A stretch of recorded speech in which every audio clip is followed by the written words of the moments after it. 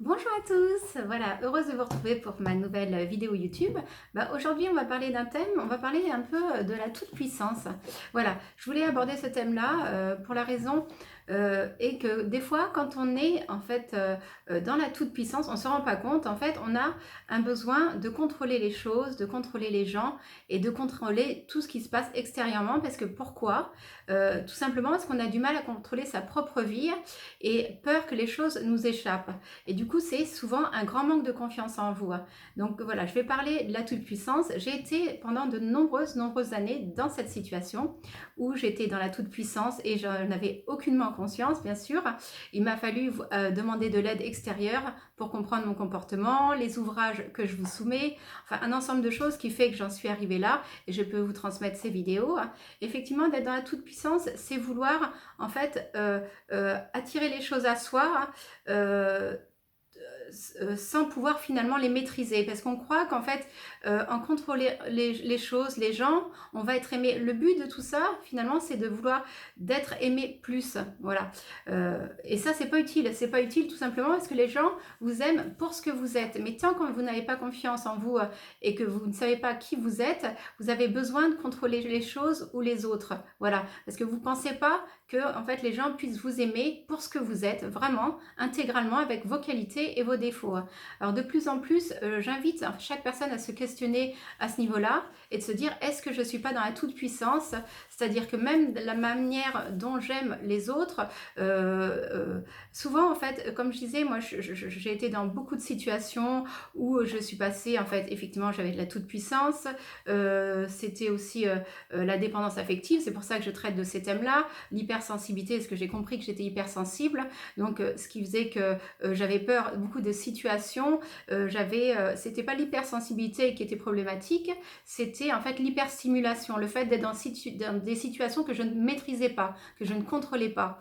Et ça, c'était très anxiogène pour moi. Et la peur du rejet, je pense que c'était ce qui avait pire en fait dans ma vie, c'était la peur du rejet. Donc je vous invite vraiment en fait à vous questionner là-dessus et à voir surtout comment vous fonctionnez et si vous n'avez pas ce mode de fonctionnement. Parce que d'être dans la toute-puissance, ça veut dire aussi parfois penser qu'on n'a pas besoin des autres et rester seul et de se dire qu'on est très bien seul.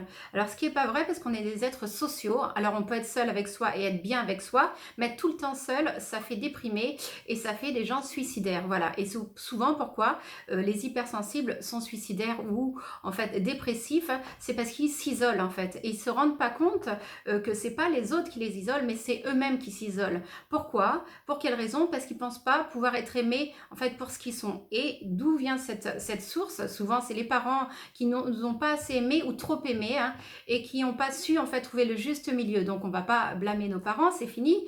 On a un âge où on peut se prendre en main, où on peut comprendre en fait ce fonctionnement et d'où vient en fait cette discordance et ce déséquilibre. Voilà. Le but en fait de ma vidéo, c'est de vous faire comprendre que vous pouvez vraiment être aimé pour ce que vous êtes.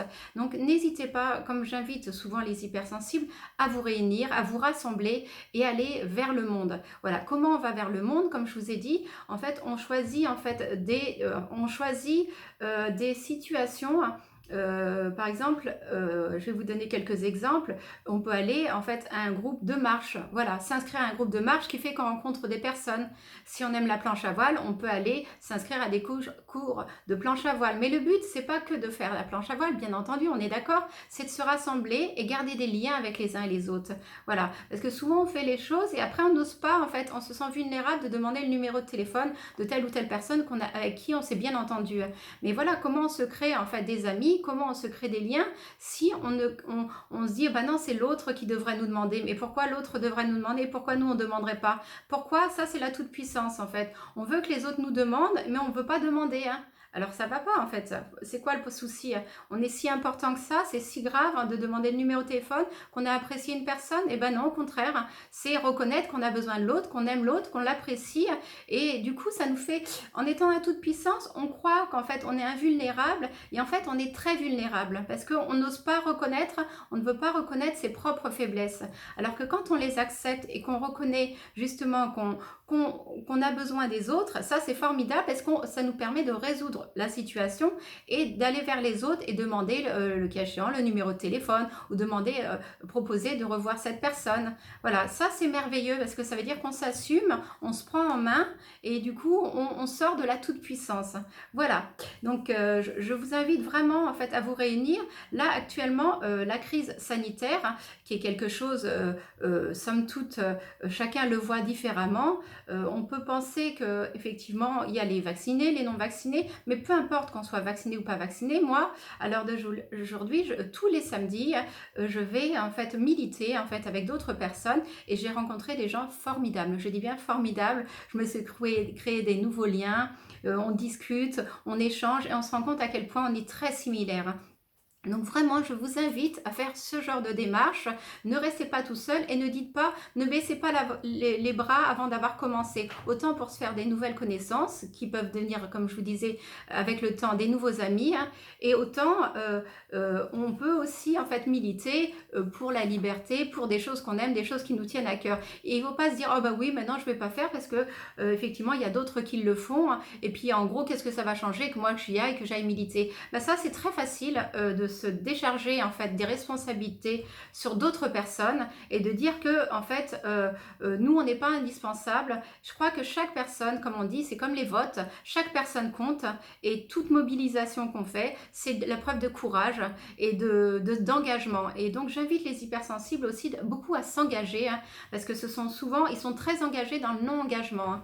Donc ça veut dire apprendre en fait à se lier aux uns aux autres et à demander, apprendre à demander ce dont on a besoin. Voilà, les hypersensibles peuvent aussi fonctionner de cette façon, hein, c'est-à-dire que bon, déjà ils ont du mal à reconnaître qu'ils ont besoin des autres parce qu'ils ont eu l'habitude peut-être dans leur vie de se débrouiller seuls, hein, de faire face à eux seuls, mais en fait souvent ce sont en fait des gens qui s'isolent et qui ont énormément besoin des autres. Alors voilà, au lieu reconnaissez que vous avez aussi besoin des autres, pas énormément, parce qu'après vous deviendrez dépendant affectif et c'est ça qui crée de la dépendance affective et du coup on crée un lien qu'avec une seule personne et ça crée ce déséquilibre. Donc il y a plusieurs formes de liens avec les autres, bien sûr dans votre compagne, votre compagnon, votre mari ou votre femme, mais aussi d'autres personnes extérieures avec qui vous partagez des points de vue similaires et des attractions, enfin des loisirs similaires. Et des fois on peut aussi s'inscrire à des loisirs qui au début ne nous plaisaient pas ou on n'imaginait pas que ça puisse nous plaire, mais on rencontre quelqu'un qui fait ce genre de choses, par exemple la marche, et du coup on va marcher et ça nous fait vachement bien, on se rend compte que c'est super. Donc d'où sortir de cette zone de confort, de tout ce qu'on a l'habitude de faire. Moi je suis quelqu'un, enfin toute ma vie j'ai été comme ça, à tenter différentes choses et à aller vers les autres, à faire, enfin c'est pas forcément d'aller vers les autres, mais à faire des choses que j'avais peur de faire. En fait, à chaque fois que j'ai peur de faire quelque chose, je fais ce que j'ai peur de faire, souvent d'ailleurs, pas tout le temps, mais souvent, il y a des fois j'ai trop peur donc j'y vais pas, mais quand je dépasse cette peur, et ben, il y a quelque chose de formidable derrière.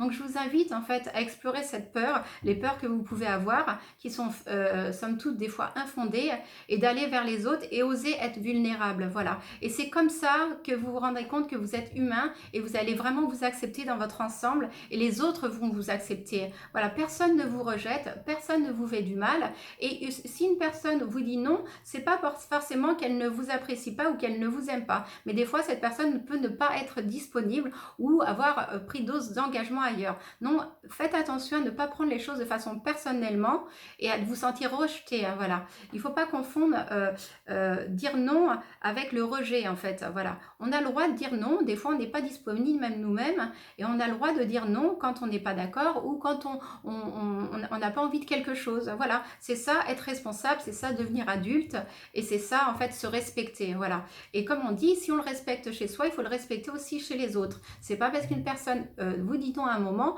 qu'elle ne vous aime pas, ne confondez pas refus et rejet, il faut pas confondre refus et rejet. Quand on vous refuse quelque chose, ben voilà, c'est que la personne a aussi d'autres impératifs. Il n'y a pas que vous dans la vie. Hein. Voilà, je vous engage vraiment à écouter ça, à faire attention à ça, être vigilant à ça. Et je vais vous parler aussi d'un livre que je n'ai pas encore lu, qui a été écrit par un hypersensible. Ce livre, ça s'appelle Foutez-vous la paix, hein. Donc ça veut dire ce que ça veut dire. Les hypersensibles, comme vous êtes des personnes qui cogitent énormément, souvent on cogite énormément, déjà la nature humaine par elle-même pense beaucoup. Donc comment on fait pour arrêter de penser sans arrêt? Bah, c'est de faire des choses, se mettre en marche et faire des choses. Voilà, comme ça on cogite un peu moins et on est plus pragmatique et on s'ancre dans le réel, hein. Voilà, et après effectivement, foutez-vous la paix. Pourquoi bon, je n'ai pas encore lu l'ouvrage, mais j'imagine ce que ça veut dire, c'est-à-dire arrêter de cogiter de trop, en fait. À un moment, vivez, hein, vivez et, essayez, et demandez ce que vous avez en fait besoin d'avoir. Ça ne veut pas dire faire des demandes tout le temps aux autres et aller et en fait devenir, comment dire, malsain pour les autres. Y a un ouvrage que j'avais lu là-dessus, c'est je vous avais soumis. Je ne sais pas s'il va me revenir. J'essaye de voir qu'est-ce que c'était.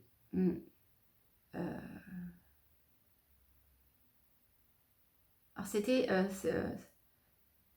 je crois que ça s'appelait Ces vampires affectifs ou quelque chose comme ça. Enfin, je vais tâcher de le retrouver. Je vous l'ai déjà donné dans les descriptions. N'hésitez pas, comme je vous dis, à cliquer dans le livre des descriptifs et ça vous explique un petit peu en fait ce fonctionnement. Et parfois, je vous dis, quand en fait on n'a pas conscience de ces comportements, on ne peut pas les changer. Donc, je vous invite vraiment à lire aussi cet ouvrage-là, pas pour repérer en fait les vampires autour de vous, mais vous rendre compte de vous-même comment vous fonctionnez. Parce que des fois, on fonctionne de certaines façons et on n'a pas conscience de ce qu'on est. Pour pouvoir changer quelque chose, il faut en avoir conscience. Donc, je vous dis, j'ai eu de la chance dans ma vie, au moins, si j'avais pas beaucoup d'amis, j'avais beaucoup de livres qui m'ont apporté énormément. J'ai vu des spécialistes, thérapeutes, psychologues ou psychiatres.